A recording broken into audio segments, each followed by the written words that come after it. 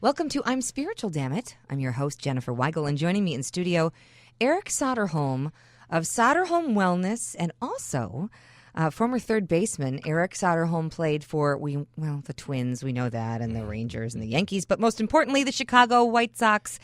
Thanks, Eric, for being in studio. Yay, thanks, Jenniffer. It's great to be here. Let me give a shout-out to your father, too, first, before we even start. Thank you. Tim was in my era. He covered me a lot. The late And Tim he was, Weigel. your dad, and he was always just so fair. And he did a couple great segments just on me that were epic. I mean, something about a Jewish high one time. Right, and, you were wearing that before anybody else. And my poem, and then another poem at the end of the year. So he was just great for me, and I know how important media is because they can really destroy your career if you're not careful, So I always went out of my way to be nice, but Tim was your dad was just an extra nice soul. Well, he respected the heck out of you, and I think that showed. So thank you for saying that. Yeah. It always makes me feel like he's winking when that happens.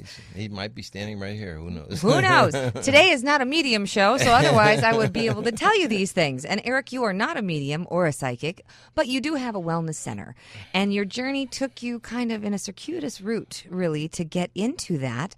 As you mentioned in that piece, you were wearing, some spiritual emblems around your neck when other people were not necessarily, other than the cross, of course, as many players wear. But you were into things like Nautilus and acupuncture before any other athlete was. How did you get into this sort of holistic world? And hypnosis, too. Hypnosis, exactly. I used hypnosis throughout my entire career. I don't know. I just I knew that I was a player that probably just had what you would call average ability, and I was just exploring into different modalities to see if I could get maybe out of that average category and get up into the higher echelon type of player. And so, I tried a lot of things. I was one of the first players to lift weights. I mean, back in those days, you lifted weights, it was taboo. Right, in the 70s. Why would anyone want to lift heavy weights? No, right. Your muscles are going to get all tight. You're not going to be able to hit and everything. So I was able to disprove that. The Nautilus people took me under their wings, rehabbed my knee for me after I came off a real bad operation that the doctor said I probably wouldn't play again. But I spent 8 months down at the Nautilus Center in Lake Helen, Florida, and they trained me and filmed, and I didn't have to pay a dime. They just said, look, if you do come back, we just want the right to be able to use the filming of you rehabbing for public relations for Nautilus because they were just starting to get on the map. Right. And it worked out. It ended up being a win-win for both because I ended up coming back better than I ever had played before, stronger, better, went from 12 home runs, 14 home runs to 25. Right. And that was without steroids. Right. And so they really, really helped me come back from a knee operation that wasn't supposed to, and came back and won the Comeback Player of the Year award. So it really benefited both the Nautilus people and myself. I was into hypnosis back then also. Now was it to conquer fears or about ability or both? Kind of both. I saw an article in the Minnesota paper when I was with the Twins that Rod Carew was using a hypnotist to help him with his confidence and some pain that he had in his leg. Right. And I said, well, if Rod Carew, who ended up winning 7 American League batting championship titles, if he can use a hypnotist, I certainly can give it a shot. So it's kind of a funny story because I went in. His name was Harvey Meisel. He's now passed away, but he was ended up being a great friend. But I remember going into his office, and he told me a little bit about hypnosis. Your eyes are just going to feel heavy, and they'll close, and you may hear the phone ring in the lobby. You may hear people talking. He said, just keep focusing on my breath and go deeper and deeper. And so he did it. He hypnotized me, and I remember being kind of under and thinking, is this all this is? It's like I'm having a conversation with somebody, but my eyes feel like they're glued shut, And so he brings me out of it, and he says, how does it feel? And I mean, how'd you like it? And I said, I don't even know if I got hypnotized. I was well aware of everything. And he kind of chuckled. He said, let's just see how you play. I told you to, while you're under, that you're going to be aggressive and you're going to attack the ball. And I go out that night, Jenniffer, and strike out 3 times. I'm swinging the balls over my head, Uh-oh. And I called him the next day, and I said, can you get dehypnotized? I think you wrecked my career. And he laughed. He ruined my mojo. Yeah. He laughed, and he just said, no, I made a bad mistake yesterday. I said, what's that? He said, I just assumed that you knew what the strike zone was. So I went back in, and I went in with more of an open mind now. Now I kind of knew what to expect, so I really let myself go. And then what was interesting is that all of a sudden I got hot. I think I was hitting about 230, 240 at the time that I tried them. Nice. And the average just kept going up and up and up and up. And I'm sitting in New York having breakfast, and I open up the paper, and there's Eric Soderholm, the top 15 hitters in the big leagues, hitting about 307 or something. Hey, now. And I'm going, wow. And this was the thought that actually crossed my mind. Mm-hmm. Am I that good? Really? That's the thought that crossed my mind. Am I that good? Because I had never hit that high before. Right. Even minor leagues or whatever. Right. And so what's interesting is then that night I struck out a couple times, and the average just started going down and down again into what we call a comfort zone. Right. And that comfort zone for me was somewhere around that 270 mark. Okay. And lo and behold, that's where I ended up at. I think that year I hit 280. But I was always around 270, 280 in my career. And so when I was doing some self-examination work, I kind of went back to, where did that attitude form? Am I really this good? Am I this good? Yeah. Or am I what am I, a 270 hitter, whatever? Right. I went all the way back to it wasn't certainly in Little League and high school, because I was always the first player picked, and I was on, I was at the stuff back then. But I remember the first year of pro ball. Well, I hit a 2-run homer to win the playoff game for us. And with the Twins? Yeah, with the minor leagues and the Twins, Class A ball. And I remember coming in, and the manager of the team I really respected, his name was Ralph Rowe. And he slapped me on the back, kind of congratulations. But when things calmed down, he said, Eric, he said, you should really take care of yourself now and really start to focus, because I think you're going to be a major league player someday. Huh. And I said, wow, from a guy that I really respected, that was a powerful statement to hear. Sure. And then he said something interesting. He said, you know what, I've been watching you all year. It wouldn't surprise me if you end up being a 270 hitter in the big leagues and hit a lot of home runs. And I remember as a young 19, 20-year-old kid, man, wouldn't that be great if I could be a 270 hitter and hit home runs in the big leagues? Do you think he sort of set that in your energy field that then? was the seed that was planted in my energy field. Right, exactly. And I was very okay with that. Right. I've been great at that. And what's interesting is that my first year I had a real bad year because I didn't belong, and I hit 188, and that affected my lifetime. But my lifetime batting average ended up being 264, I think. But if you add my minor league statistics to my major league statistics over 14 years, lifetime batting average 271. Nice. And hit over 150 home runs. And that's what he says. And Yeah. and it's so interesting because anyone listening right now, you might have a moment when you were 7 or when you were 12. Or I remember my English teacher looking at me when I was 14 years old and saying, "Jen, you got away with the word. You got away with the pen." And so that one went boom in my cape. But you know what else went in my cape? Oh no, parents get divorced. Life is tragic. You know, there are a lot of other negative things in our capes that we make matter, right? That we give weight to, that we keep reliving with memories. And so we have the good ones and then we have the bad ones, and it's this little dance that we keep doing. And if we aren't hypnotizing ourselves all the time, Eric, we kind of get screwed. How do we stay there? We are our own worst enemies. Yeah. It's just a kind of a natural thing that happens. For example, if I'm playing golf and I'm playing real well, but then all of a sudden I duck hook one in the woods. Right. Now I'm thinking, oh, what did I do wrong? Right. You know, get in your head. And now it gets in your own head, and now all of a sudden you dribble one, or you know, it's amazing how we can get ourselves out of balance and not in that flow state all the time, which creates beautiful things. But it's just kind of a natural thing that we all kind of do. We're all our own worst enemies, and it's too bad, really. It is. Because we all kind of play the game of life with a lot of fear. Truly. And I, you know, one of the things at Soderworld, my wellness center, is I created a path in the back. When you walk the Garden of Eden, there's a path option there for you that with this tiki, ugly looking thing coming out of a tree. It's perfect. And then there's this plaque, and it talks about, I am the energy of fear, and I know you very well. Yes. And please do not walk this path of releasing me, because I love you. I am good for your ego. I can be whatever monster you want to be, you know? Right. And it was that kind of thing. And so people walk this path, and at the end of the path, there's this little school desk. And on the school desk, it says, this school desk, and it's a little dinky desk. You know how we used to pick up and store stuff in the desk?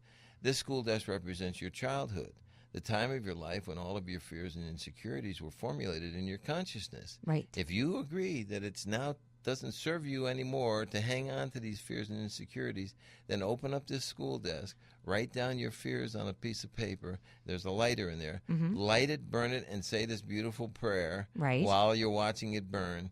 And then take an envelope in there that says the gift. And the gift is a letter to fear. Nice. That you thank fear for all the great lessons that it's brought you in life, but now you realize it's time to let you go. That's good. It's beautiful stuff. And I sit there sometimes in the garden, if I'm not playing golf or something, I'll sit there and watch people walk through this thing, and they'll literally see people with their tears in their eyes and really debating, letting it go. God, do I gotta let this go? Because the fear served them in some capacity. It almost is like an identifier. You know, I interviewed Susan Forward, who wrote the best-selling book Mothers Who Can't Love, when I worked for the Chicago Tribune, and I did a column on her.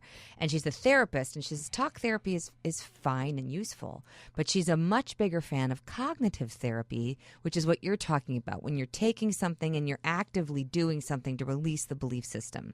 And she gave this exercise of where she talks about, you know, hey, you're mad at your dad, you go to the grave, you yell at him, you get it out, you leave it there then. You say, this no longer serves me, and I'm not going to make this matter. So she had this other exercise where she suggests that you do what you were talking about, writing down all the fear belief systems, like I'm not good enough, I'm not smart enough, I don't deserve happiness, whatever they were, you know, who attributed those to you, and then you do that ceremony of burning them. And they really say not to do it in your house, because then it's like in your house. You really have to take it outside of where you reside. So they suggest going somewhere like a beach or a park or something. Don't start fires in the park, people. But you know what I'm saying. Be smart about it. And so I went to this beach, Lighthouse Beach up in Evanston, where they have a little fire pit, right? So I did that, and I lit it all. And then she suggests writing down the new belief systems. Even if they make you laugh out loud, the act of writing them will help solidify them in your subconscious and your consciousness, right? So she suggested writing them down and then folding them up and tying them to a balloon and releasing that balloon. So I told this story actually on WGN Radio, and I got so much hate mail from people saying that I was ruining the environment with my balloon. But I digress. Anyway, so what happened was I wrote them all down, Eric, and this was so funny. And it was this time of year. It was September. It was a beautiful day, I remember. And I was crying after burning the belief systems. And there's all these people on the beach, right? And I'm like, please don't look at me. And then I wrote down my new belief systems, and I go down with my big giant happy face balloon, right? That you got like, have a nice day, you know. And I go down to the water, and I'm like, okay, I say them out loud. You're supposed to speak them out loud, and then you're supposed to release the balloon and say, and now it is yours, and now it is done. I write it all down, and I release the balloon, and it just goes thump. It fell down. My list was too long. It was too heavy. The paper was too heavy. My balloon wouldn't fly. I was like, son of a bitch. So I go back, and I'm like, I got to do it. So it's like hashtag love, hashtag abundance. You know, I literally did an abridged version of what because I'm a writer. I was writing these long sentences and paragraphs, and it wouldn't take off. So the new one did. I go back down there with my big balloon, and I lit it up, and boom, it flew. And I watched it fly until it was out of sight. And it was a very powerful exercise. Wow. And people don't realize how much work. And for you, we met in 2000 when my dad was going through his brain treatments for brain cancer. And I was on a story. I was working at CBS, and the Sox were doing well. Yeah. So we were looking at all your memorabilia in the basement, because you have a lot of it from when you were on the Chicago White Sox. Back when the uniforms had red in them. I remember that. They went through that phase for a little bit where they had the red stripe across. Yeah, well, we had the pullover. Remember the pullovers with the collars and rather ugly. That's the same uniform that Sales wouldn't put on last year. Remember, he burnt that uniform? That's right. That was our uniform. That was your. We had to wear it 164 games. He couldn't even wear it once. That's hilarious. But we were talking about wellness, and my dad was going to the Deepak Chopra Center for wellness out in San Diego. Wow, isn't that interesting? Back then. My daughter worked for him. That's how we started talking. And so your daughter got down this path. How did Soderworld Wellness come together? How did this happen? Well, I was in the ticket business for a lot of years, and it became very successful. It's called front row tickets. And I was kind of getting burnt out, though, because I got kind of tired of ripping people off. People would call and say, "Hey, charging them for this. I need a cup ticket." And I said, "Well, it's $200 to sit where you want to sit." And $200. I go, "Well, I paid $175." Well, I'm lying through my teeth. Right. I paid maybe $100 or $125 or something. Right. But I'm trying to justify the prices and stuff. So I was just getting burnt out. And not in alignment, anyway. probably. Yeah. And then my daughter, Misty, went to San Diego School of the Healing Arts, and she was a massage therapist. She wanted to learn all the different alternative therapies and stuff. And while she was out there, she went to work for Deepak Chopra. Mm-hmm. She ended up becoming one of his top therapists over a 2-year period and learned Ayurvedic stuff, all kinds of stuff. And so she called me. This was in 98. Mm-hmm. And she said, "Pops," she said, we've got to do something in the Midwest, what Deepak is doing out here in San Diego. I'm watching this healing going on and stuff, and the Midwest really needs to do this. And I said, "Hon, I'm kind of burnt out with the tickets. I'm getting tired of having to lie and cheat, and that whole business was run on greed and how much money you can make, and I was chasing money at that time." Yeah. And so I just said, "Okay, well, let's do it. Let's start with 1,000 square feet. You're going to love this story." We started with 1,000 square feet in the shopping center on 91st Street and Route 83. Mm-hmm. After about a year, we were barely paying the bills, but we were doing okay. The people next to us went out of business. And Missy said, "Well, why don't we grab that space and let's create like a yoga studio, and we'll knock down the wall and we'll create a bigger place." And I said, "That's okay. We're doing enough to pay the bills and stuff." Right. And I think it was kind of not any business plan. It was more of a build it and they will come kind of concept, Right. Which worked. Yeah. And so after 3 years, then the place next to them went out of business, or us, which, further down went out of business. And so she said, let's get that space and let's create like a classroom where we can have classes on spirituality, no religious affiliation at all. Just let's honor all world religions, and let's just teach people about how to feel good and how to find peace in their lives. And so we took the third space. And so now we had a 5-year lease, and we're coming into the beginning of the 5th year, and the landlord comes in and he says, "Look, looks like you're doing okay. You're expanding every year." And I said, "Well, we're doing okay. It's not like this wasn't created to make lots of money. This was created to help people heal." And he says, "Well, I'll give you another 5-year lease." And I said, "Well, okay, I think we're going to stay for sure." And he said, "But that's the good news. The bad news is that now you have 3 of the 5 units. I have higher taxes. I have a heating and air conditioning unit above here that I've got to replace. It's old now, and you're responsible for now 3 of the payments of the 5. And I go, "Well, what does that mean as far as an increase?" And he says, "Well, I'm going to have to raise your rent probably around $700 a month, $700 to $800 a month." And I go, What? Yeah. I said, "No, you're going to take away all the profit and everything. There's just no way I can do that." And so I said, as a bluff, I just said, I could probably build a place and have less of a mortgage than I'm paying you. Yeah. I was paying him $4,800 a month for the 3 spaces, and he didn't go for the bluff. He just said, "Well, go ahead, smartass, see if you can do that." Right. That ain't going to be easy. Right. And I go, "Oh no, what am I going to?" I'm thinking, "Oh no, what am I going to do with Soderworld now?" Right. Well, here's how the universe works. It's just amazing synchronicity.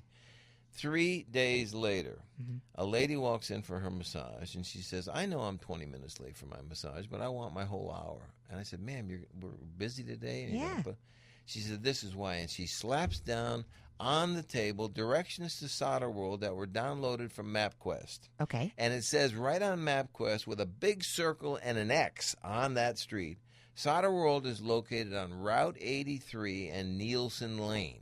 We weren't. I was going to say, that's nowhere near 91st. Okay. We were on Route 83 and 91st Street. It's about a half mile up the road. Right. And the lady said, "That's why I'm late. I went down there. There's nothing but this 2-acre wooded piece of lot.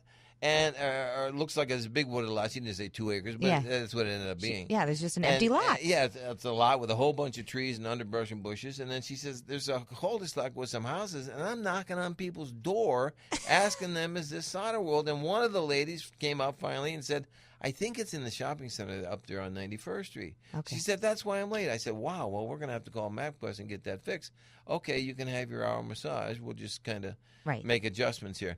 As God is my witness, Jenniffer, there's a guy sitting in the lobby. He stands up. He comes over to the front desk. He says, "Eric, I want to introduce myself. My name is Joe Just.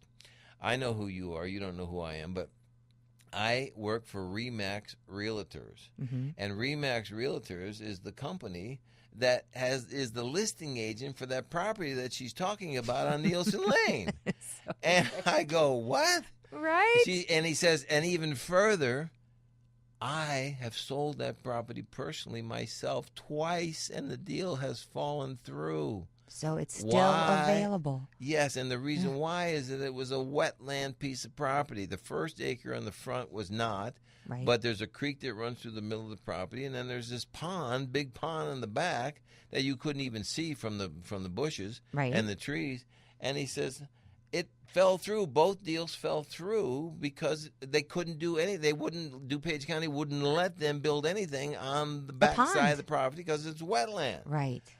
He said, but that might be perfect for you because all you need is the front to build a building, and then maybe someday they'll let you create like a little Garden of Eden or something out back. And I said, you know what? That's really resonating with me. I kind of like that. So he got me hooked up with the bank, and we ended up pulling that deal off. I bought the property, had the land cleared, what I could clear of it, and built Soderworld. And the guy gave me a month-to-month lease at the old place on 91st Street while the place was being built. Right. And my mortgage to the bank ended up being $5,200 a month, $400 more a month, and I got this huge 5,500 square foot A-frame. Beautiful. That's beautiful, sitting on Route 83. It's like an oasis in the suburb. Completely. Versus this shopping center that was warm on the inside but very cold on the outside. Completely. So I'm so proud of this place now, how it's grown and evolved. It's just spectacular. And not just practitioners, but you have events. And I mean, if there's something going on with the lunar cycles, there's an event in that. You've got mediums coming, giving gallery readings. You've got yoga, you've got the massage and all of the healing modalities. But there's just it is an actual oasis, like you say.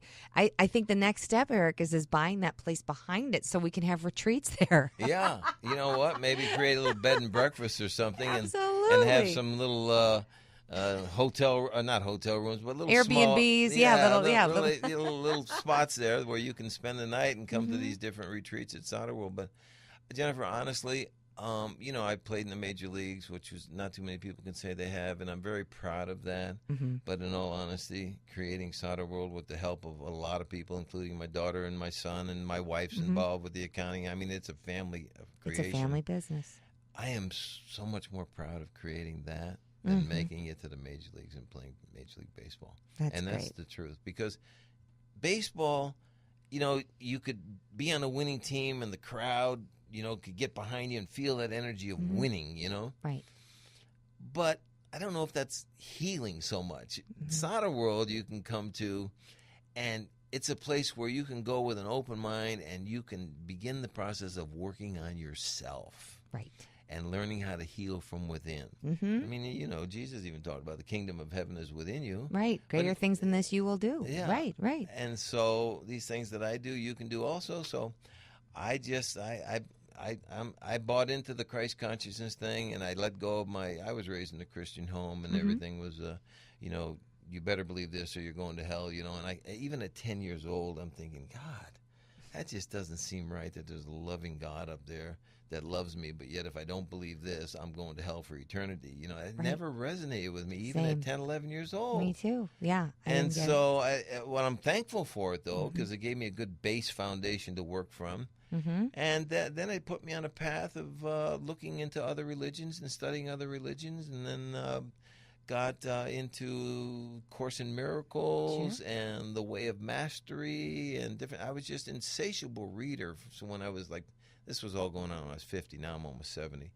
So I just got absorbed into, man, I want to find out what this Christ consciousness is.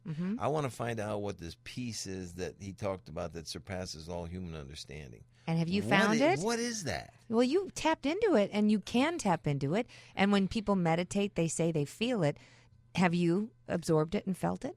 Yes. Okay. Absolutely. What gets you there? Just a knowing. Okay. I think you through meditation or through it was a bunch of things. Sure. For me, it was reading. Sure. I mean, I spent 2-3 years in a row. I didn't have to set my alarm clock at 3:00 in the morning. Yeah. I would wake up, and there would be a book there, whether it be the Course in Miracles or Way of Mastery or Osho's Book of Secrets, or and I was just an insatiable reader for probably 3 or 4 years. But then it was like, okay, I saw a quote, and it said, "When the seeking stops, the being can then become." Okay. And I said, okay, well, all right, I like that. I need to, I'm talking Course in Miracles, and I'm teaching it and stuff. And I can remember teaching some of it and thinking in the back of my head, God, I need to be doing this.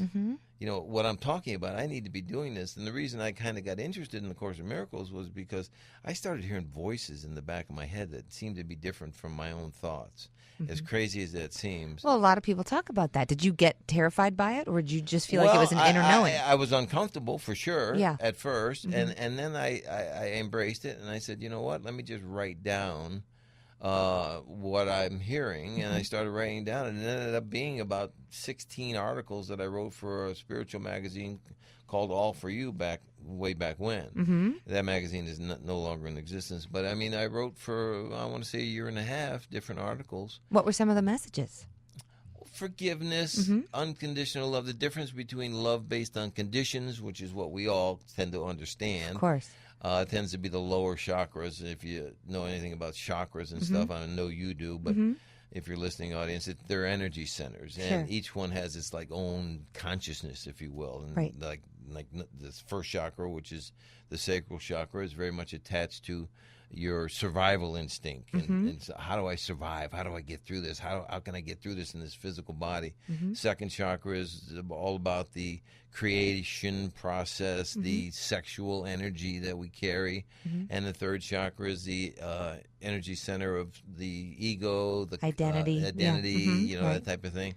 And so what I realized is you have to, all this crap you go through in your life, you're working your way through these first 3 chakras. Right. And then once you're able to clear and release, let things go, excuse me, then you can start to play the game from a heart-centered awareness. And so I knew it intellectually. I kind of got it intellectually, but it wasn't until I connected it with a heart-centered awareness that I was able to truly live it.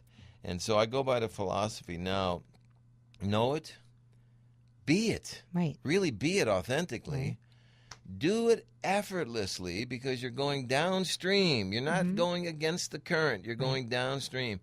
And then, fourthly, just be silent. Be silent. Because in the silence, you can hear God speaking to you. Right. Like the voices that we hear are different. So I'm big into that as my mantra now. Know it, be it, do it effortlessly, and be silent. I don't have to stand on a rooftop and say, hey, I got this all figured out. Guys, look at me. Right. That's coming from an ego. Right. And the process is learning to let the ego surrender. You got a choice in life. You can either steer your ship, your life, you can steer it through your life with the ego running the ship, or you can steer it through the higher self, which is your internal guidance system. You can steer it that way. And that higher self always resonates with truth and unconditional love. Right. We have a problem as human beings understanding love to be connected into that second chakra. Oh, we're making love with each other, and oh, I love you and this and that. But don't cheat on me, or don't do this, or then all of a sudden all hell breaks loose. Well, unconditional love is something that's at a much higher vibration than that. Totally. And so that's what we teach at Soderworld, people to find their authentic self and to be it. And you had an experience telling that story about the Remax guy being in there, her having the MapQuest say that Soderworld was somewhere that it wasn't. That's a miracle, right? All of those coincidences that were obviously God winks put into alignment for you to witness. I often tell people they're not going to change their belief system or their life until they have an experience that they cannot deny. And I see this a lot with the mediumship and the psychic things that I've done in my last tour kind of around the country, interviewing different people with these gifts. When you see someone making a connection to the other side by somebody they don't know that couldn't have Googled them because they just walked in blind in an open seating forum, then you know they've had an aha. You've had that experience, I'm sure, over and over and over again. But for someone who's listening who has yet to experience that awakening, right? What do you recommend that they do, I mean, other than all of those things that you just said and then be silent, how can they get started for even if it's YouTubing a meditation video? I know a friend who was afraid to public speak at one of your events, and she went on YouTube and did a meditation about fear of public speaking, and poof, she was fine. Yeah. What do you think for somebody who's listening to get started? Well, Gandhi has a great quote that all roads lead home. Yeah. So whatever you're resonating with. I mean, you may come listen to me speak or something at Soderworld and it doesn't resonate with you. Right. The first thing I tell people is, look, you don't have to believe a word of this. Mm-hmm. I'm just sharing with you what helped me to find this peace that Jesus talked about that surpasses all human understanding. What helped me? For me, it was the studying. And I think Jesus did the same thing, quite frankly. There's a book called Anna, the Grandmother of Jesus. It's an older book, but it's very powerful. It explains it's channeled, so you have to be open-minded to that. But it's the grandmother of Jesus, Anna, documented or explained what went on. From the Bible, we only hear about Jesus up to about 12 when he was in the temples, and then all of a sudden you don't see him again until he's 27. Right. Well, there's 15 years there. What happened? Yeah. A lot of people think he went and had a kid. I mean, a lot of people.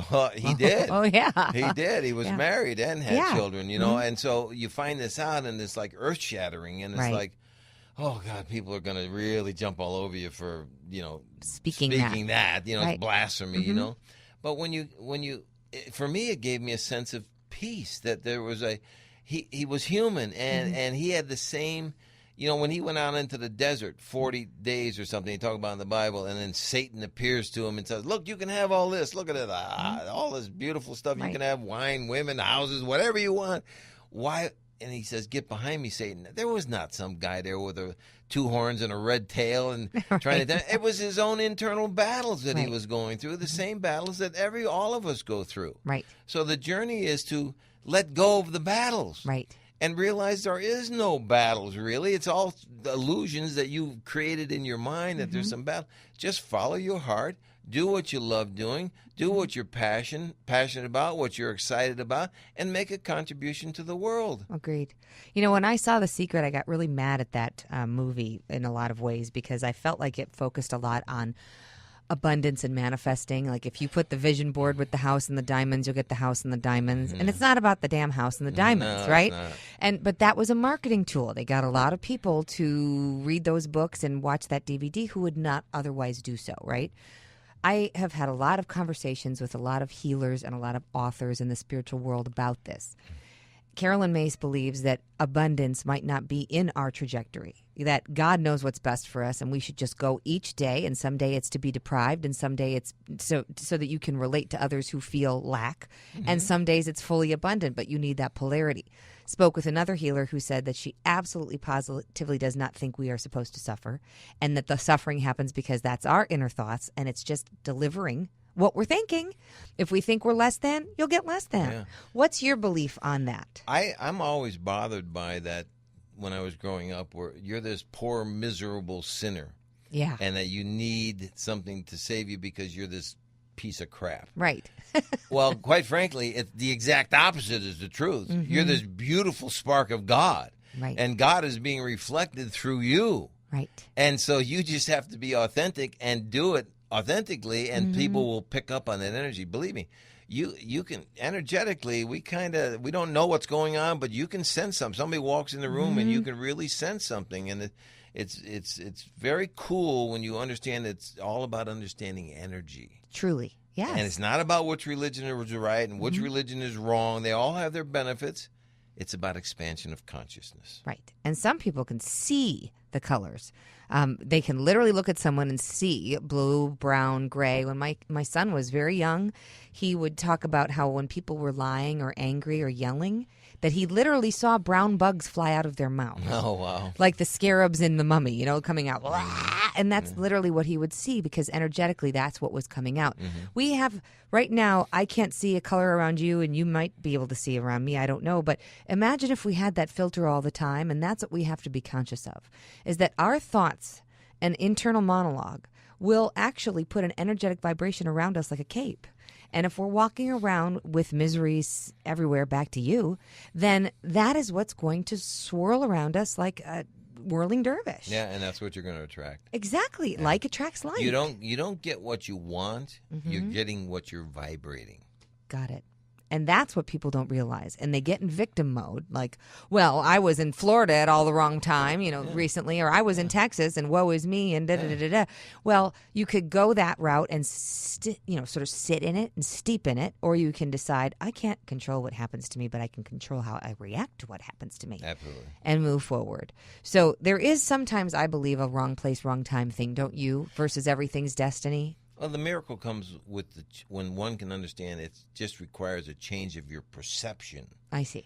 When you can begin to look at things that are happening in your life, and life is beautiful because, like you said, it's experiences. But when you can look at these experiences from a spiritual perspective and go, what is it that I am to learn from this situation? Instead of always blaming, I can't stand people that are blaming because they don't realize that they're not taking responsibility for the role that they created in this drama that took two people. Right. You see, so you take responsibility for your role in whatever's going on in your life and change the perception. Say, you know what? What can I learn from this? What is it that I'm to learn from this to make me a better human being? Right. And if you can stay in that mantra, you're in good shape. But we all want to go into the victim mode and the I'm not good enough mode and the insecurity modes, and then wonder why all the stuff out here is just shitty. Right. Totally. Because that's what you're energetically putting out there. Right. Totally. And you don't even realize it. It's almost like invisible darkness is coming from you, and you don't know it. Yeah, no kidding. So ignorance, you got to have compassion for ignorance. That's a Buddhist saying. You mentioned channeling. Have you heard of Paul Selig, who wrote the Book of Truth, Book of Mastery? He was a professor at NYU for 25 years, minding his own business. I highly recommend any of his books. Paul Selig. He's chapter 6 of my latest book, Psychics, Healers, and Mediums. He suddenly wakes up, and he's hearing 6 different voices. And when this guy, he was in the studio, Eric, and when he is channeling, his voice changes tone, his eyes change color, and the pacing of his speaking is like, I mean, it was phenomenal. Yeah. And so watching him speak these messages, he says that what they tell him, everything that's in our world right now is something that we've somehow agreed to. Unconsciously or consciously, we have agreed to it. So if somebody is constantly ripping you off, there is an inner monologue within you saying, I always get ripped off. You don't even know you're thinking it, but why do I always get the worst parking spaces? Why do I always get treated like crap at work? Well, guess what? That's what you're putting out there, like you say, and it comes right back. But also, too, with relationships. If you don't think you're worthy, I have a friend who's like, every guy cheats on me. Well, guess what happens? You're Ta-da! right. Another You're Casanova. Right. It's like, here you go. Yeah. They're just serving it up on a platter. Yeah. They're delivering what we're saying. And so it's the changing of those sayings that's really hard to get around. But also, too, Sherry Jewell, a medium who's worked at Soderworld, and she comes there and does gallery readings. She told me that the last time she was there doing a reading, that a gentleman approached her, and she said he had these glowing eyes, really glowing spirit, young guy in his 20s, British accent, had kind of healed himself through some issues, and he came forward and said, I have a message for you, and she's kind of like, okay, buddy, bring it on. I could tell you had something to say. And it was basically telling, she believes that there are angels and archangels, and like you talk about Jesus, and she calls them all in when she does her readings, asking for help from the other side to communicate the messages. What this guy told her was, you got to remember, you keep offloading the power, but we are all one. We are all God. We are all the angels. We are all connected. So don't keep offloading all the power to Archangel Michael or Jesus or whatever. You've got it within you. Mm-hmm. So ask yourself to help you with these messages. And so now the ego part would go, ooh, that's so selfish and absorbed and narcissistic. But it's really not if you go to the core of the spiritual message of that, which is incredibly powerful. Instead of praying to God or praying to Jesus or praying to your uncle who's, Sal, who's on the other side, I've sort of shifted in my perspective on that since she told me that story. So now instead of saying thank you in advance, universe, for the parking space, I'll be like, hey, Jen, thanks for finding me the best parking space right where I need it on that street. And I still got the parking space. Yeah. So isn't that interesting, though, to think we are all connected? Could you embrace that? Could you go, hey, Eric, Eric instead of saying, hey, Jesus. I'm still a big Jesus fan, but you know what I'm saying. Oh, I'm totally absorbed in the Christ consciousness. Right. It's not so much I think we have to get away from the messenger. It's more about the message. Mm-hmm. And no matter what religion you're talking about, what is the deep message in all of these things? And at the core of all these religions is unconditional love and peace. Right. So no matter what, unconditional and love. to get to that space, we have to go through a lot of stuff, bad relationships, injuries in my case, and but they're great experiences when you can look back at them with a different perception, and so you just let go, let the ego just surrender. Right. You don't ever get rid of your ego because that's part of you. Right. And you are always you, I believe, throughout eternity. You may use different vehicles along the way, but you are always you throughout eternity. And so you don't really, I don't think, get away with anything. Right. If you experience a part of a cause, you're going to be part of an effect. It may not be this lifetime, but you are always you through eternity. You're going to feel the effect at some point along the way to teach you through this contrast. We're in this dimension of contrast. Right. How do you know what love is unless you experience hate? How do you know what light is unless you experience darkness? Right. This is a great school that we're in, Earth here. Right. And we're trying to create a Garden of Eden globally, I think. It's not just one little spot over there in the Middle East somewhere. The Garden of Eden is Earth itself. So or behind Soderworld. Yeah, that's true. I got the greatest compliment the other day at the open house we had. There was like over 300 people showed up. There was a guy that came up and he says, I have been to 2 places in my life where I have felt the spirit of unconditional love just radiating through the place. And one was in Peru and one was in Sedona. He said, this is the 3rd place that I've actually felt that. Truly. And congratulations for creating this place. And that really touched my heart. That's beautiful because Soderworld was not created with the intent of how much money can I take from these people. We don't even spend any money advertising. Right. Because I don't want people to think that I'm spending money to get you to come in to spend your money. Right, to get better. To get better, right, exactly. We do a lot of free things. I do free Sunday classes.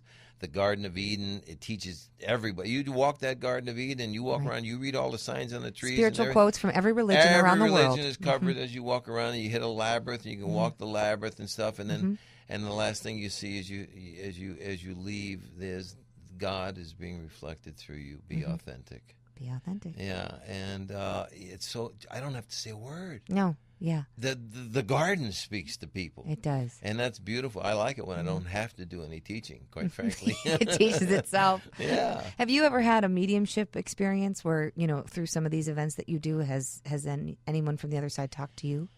No. Sherry said one day, we were standing out on the back porch, and she said, your dad's right here. And I said, I feel him, and he's here a lot.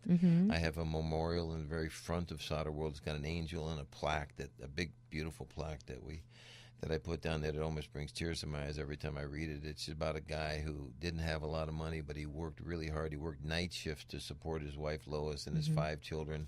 And he was there, even though he worked all night, he was there at every Little League game. And he was offering his love and support and stuff. And to have a dad like that, I had such a beautiful family. And I think that's why I have a beautiful family, because I experienced it. And so I want my family to experience the joy and the unconditional love that I felt. Now, with that said, my sisters, they're still very strong Christian. And my Pam, my older sister, my sister right below me, I'm the oldest. She even preaches at a church down there, was she open to any acupuncture, any of this stuff? Not so much, but it's okay because Mom and Dad taught us that you love each other unconditionally despite each other's differences and beliefs. Right, and that kind of stuck with me. Good thing we aren't living in 1536, because I've just been binge watching The Tudors, and we'd all be killed right now for this conversation. Or burnt at the stake. Or burnt at the stake, or disemboweled, or all these things, drawn and quartered. Awesome. Yeah, thank God. And I think it's just the start of it, too. Yeah. I mean, we're just beginning now, this awakening that's going on the planet. Yeah. And I just see things. Even though there's a lot of chaos going on right now, underneath that chaos, I think is an awareness globally that, hey, this is the Garden of Eden that we're in, and we've got to come together and work collectively because we're all one. That's the thing that people have trouble with right now in this polarizing time, especially with our current president, to think that we are all connected. So many people can't imagine that they are connected to our current president or whatever because of their beliefs. And we really are. This happened because there was a reflection of that vibration in this country that was hiding under rocks that then came forth and said, this is what we want. And now we know everything's on the table. There's nothing to hide anymore. Right. We have to admit who we are as a country, where we are as a consciousness, and like you say, then get together, come together, and heal together. I'd like to see us stop being the global policeman too, man. Yeah. I'd really like to see that. I mean, we've been fighting for thousands of years. When are we going to wake up and say the fighting doesn't get us anywhere other than it supports all the people that have all these military equipments and stuff, and they make a buku bunch of bucks. Right. Every war that goes up, there's somebody making a whole lot of money. You know. Right. When are we going to stop that? I know. That's true. It just doesn't make any sense to me. And when you think about, and I like Donald Trump. I've met Donald Trump. I was at Mar-a-Lago once, met him. He's a big sports fan and stuff. Right. And so my friend Jim Gibson, who's an entertainer, sang at his wedding and did a lot of his pageants and stuff for him and stuff. And so he seemed like a nice guy. But I have to go back to the collective consciousness of the country right now. If you put an MO on America right now, the MO has got to be greed, lust, racism, competition. You know, I'm going to beat you. Ego. All that is ego stuff. Well, I like Donald Trump, but what better guy to run a country than the guy's got the biggest ego on the planet? Reflects exactly what we are. Exactly. Trump is just a reflection of what's going on at the MO in our country right now. Right. And for people who deny that and say, that's not where I am, in their giant McMansion where the only thing they do to donate is clicking from their computer, we have to get into the trenches and we have to get more community-based in every way. And that starts with believing things, or being open. I shouldn't say believing, because you don't want to enforce something. Change comes from inspiration, not imposition, right? So it starts with by being able to have a dialogue about somebody else having different beliefs than you. I saw a quote, too, one time where it said, 100 years from now, they're not going to remember how big your house was or how fancy your car was, but they are going to remember how you inspired somebody. Right. And that's what I wanted to do. I want to leave something behind that was inspiring for people to get better, and to enjoy life, and it's really a beautiful journey that we're on. Yeah. Let's make it that. Right. But we don't. We make it hell for ourselves. I don't really believe there's a heaven up there or a hell down there. You're in it right now based on the way you're thinking. Truly, there's a life review, and also the veil is very thin, people, and I believe it's getting more and more. It's getting thinner and thinner as each day goes by. And if we get with the program and see the signs and signals, I interviewed Dr. Mary Neal, who wrote that best-selling book, Heaven and Back. She was a doctor who died in a kayaking accident for 30 minutes, no oxygen. And she says if you keep track of those signs and signals and say thanks, you acknowledge it, you'll see them so often that the law of averages wouldn't be able to explain how often it had. And she's a scientist. She says, I couldn't make this up if you put a gun to my head. I'm a pragmatist. But that's what they told her in the light. So the other day, my son was going through an old desk, and he found this card. Today's 2 days ago, he did this. He found this card that my dad had written to his mom on Mother's Day when he was 28 years old. And it was like, Mom, and his mother was like you describe your parents. Like the most loving. My grandpa's another story, but my grandma was phenomenal, and she loved enough for everybody, right? The last to bed, the first one up, and she died at 63 of cancer when the Bears were in the Super Bowl, unfortunately. So my dad had to go see his mom one last time, and then fly back and report in New Orleans on the Bears winning the Super Bowl, and his mom died while he was in the air. But he still landed and did his job, and it was a very, very tough time for our family, but she was the matriarch. She was wonderful. So my son finds this card, and so yesterday I was looking at it, and I'm like, gosh, Granny, or Virginia is her name. She used to sing professionally with Vaughn Monroe and his orchestra, and Pennies from Heaven was their song. She and her sisters used to sing. So I was thinking about her, and it was weird. I went into my jewelry box, and I put on these earrings, and as I was driving into work, I realized I had on Virginia's old earrings. And I thought, well, that's weird, because it was an unconscious move. I just kind of, and I hadn't worn them in years, Eric, right?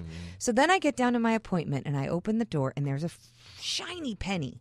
And I thought, oh, Penny from Heaven, Virginia, you're working hard today, right? Yeah. And I had seen the card that morning. I looked at the calendar. It was the 13th. Her birthday was September 13th. Ah, yeah. She was winking at me from the time that card was discovered by my son the day before, right? And those signs happen, and people could say, Jen, that's just a bunch of coincidences. Get out of your little fairy cloud. But there are no. There are no coincidences. Yeah. I'll tell you a cute story, too.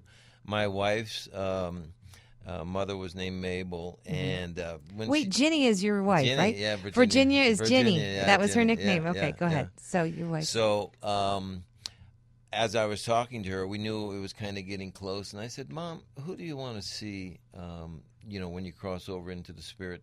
Who would you like to see first? And she said, my brother James.